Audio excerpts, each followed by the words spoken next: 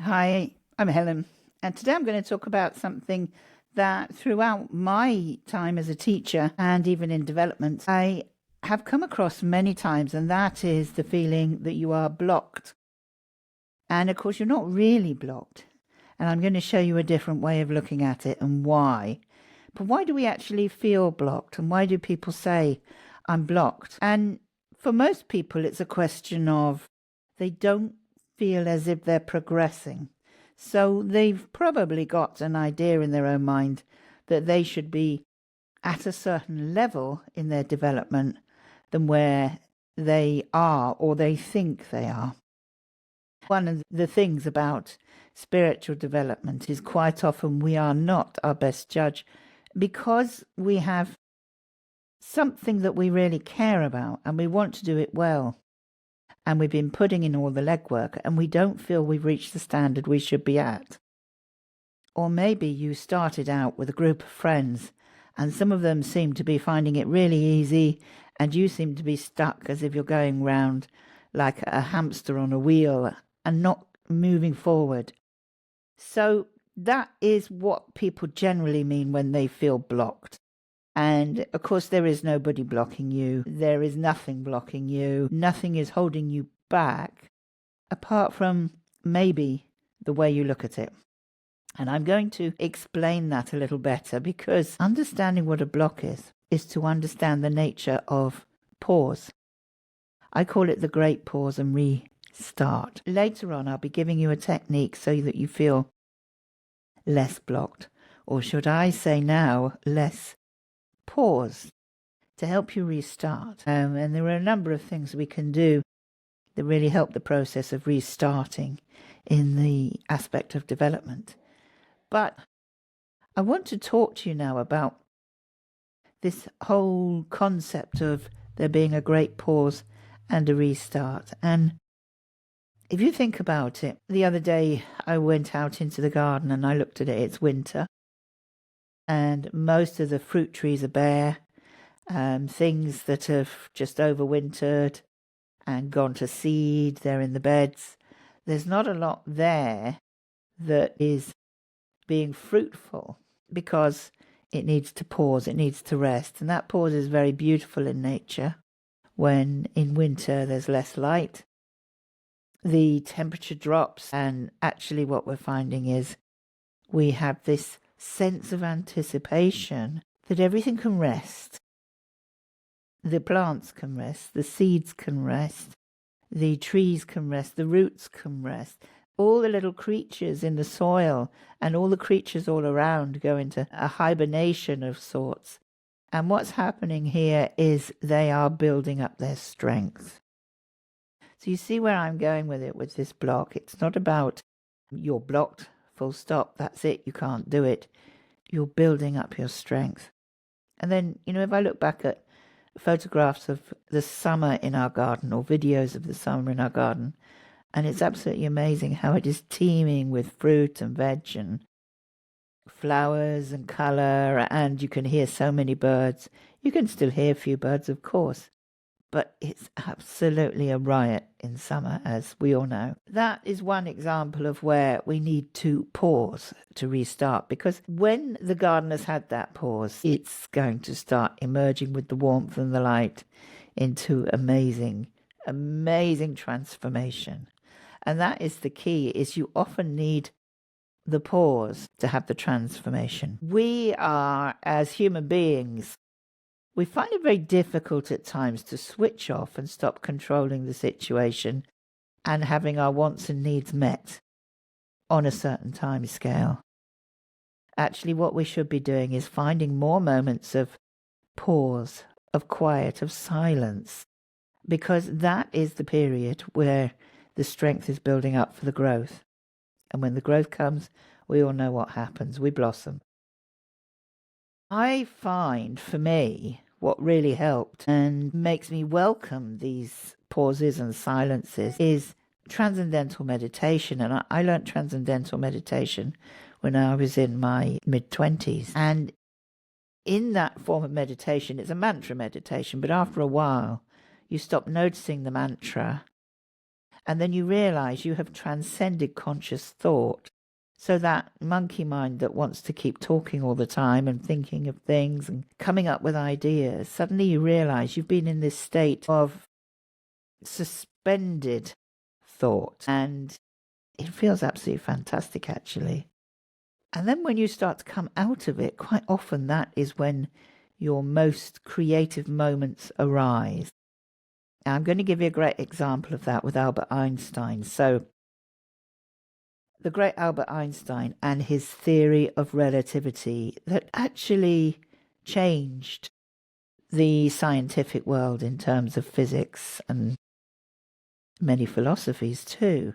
Well, the night before he found his theory of relativity, he was tearing his hair out with frustration because he knew there was something he just hadn't thought of for it all to make sense. There was a missing piece of the puzzle. So he went for a walk in the country with his best friend, and he was ranting and he was raving, and he just could not get to grips with it. And he just exhausted himself, and he went home, he went to bed, fell asleep, and in the morning, when he woke up, before he had a chance to start thinking about the day, about his theory, boom, it came to him. The missing piece of the puzzle.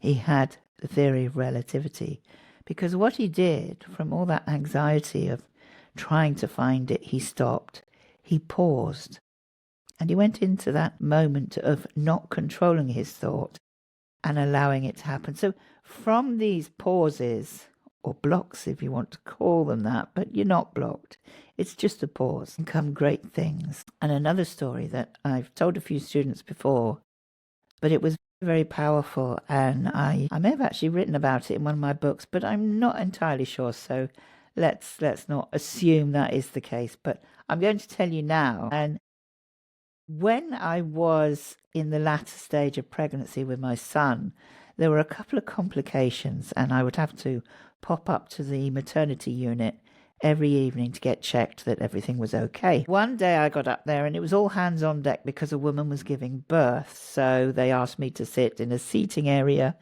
not far from the birthing suite where they all were, where everything was happening.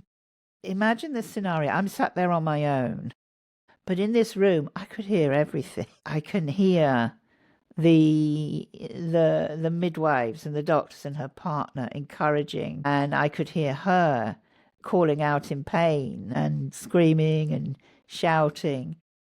And the drama was building and building into this incredible noise of people being encouraging, pain, noises of pain, like a wounded animal. She was really going through it. It sounded like it.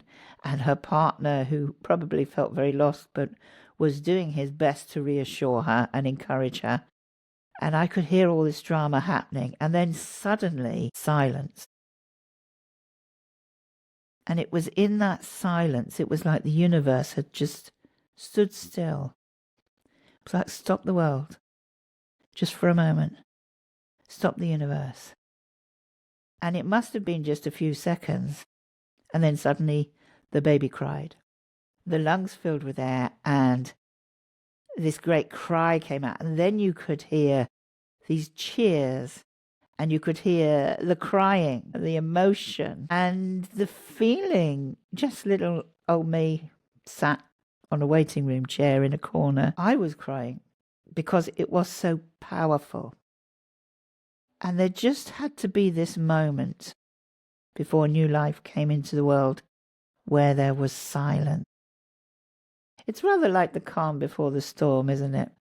And you may actually find that some of your teachers that you've had in the past actually spend quite a bit of time speaking slowly or contemplating. If you ever watch the videos, the YouTubes of Pema Chodron, who is a Buddhist nun, a Tibetan Buddhist nun, and her wisdom is lovely. She will be asked a question by a group of people, and then she will just go into herself, and that question will go somewhere within her mind.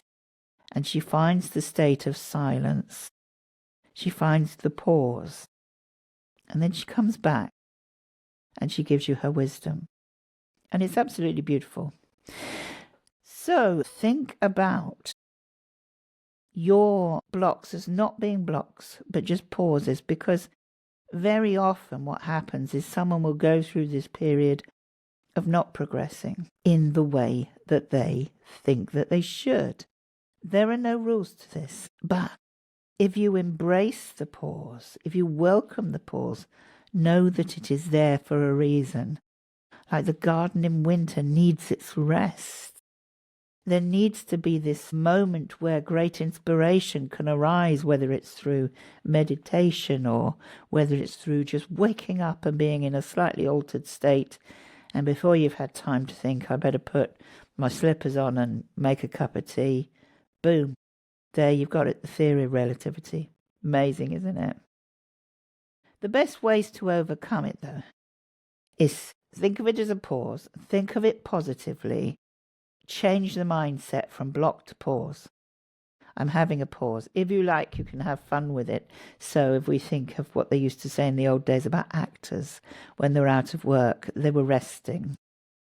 They weren't really resting, they were out of work. But think of it as perhaps resting.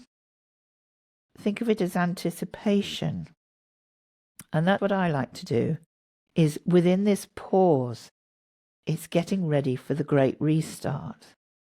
And what could well happen if you embrace the pause is that when it comes, you may not notice it at first, but then suddenly you realize, wow, I seem to be working this way or getting more of this type of information or inspiration or wisdom or healing.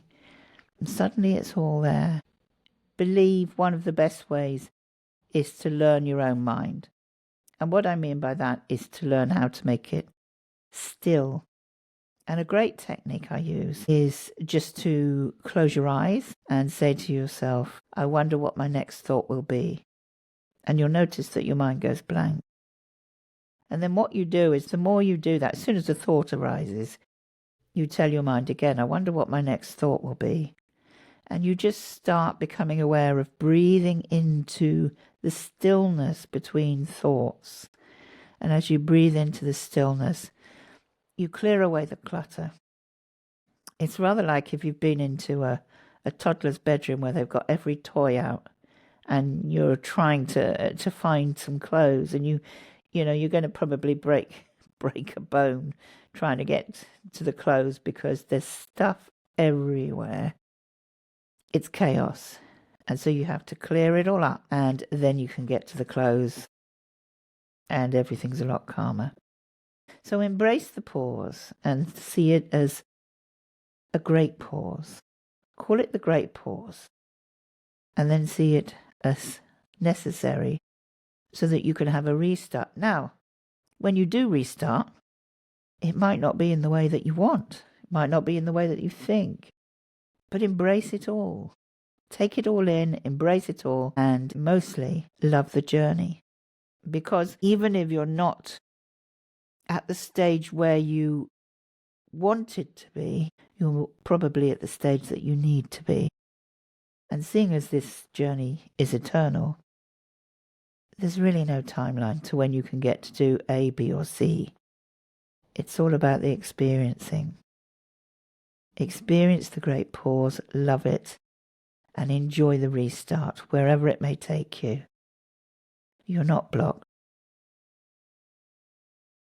There are great things to come. Thank you, and I look forward to seeing you in the next video. And if you haven't subscribed, you are very welcome to.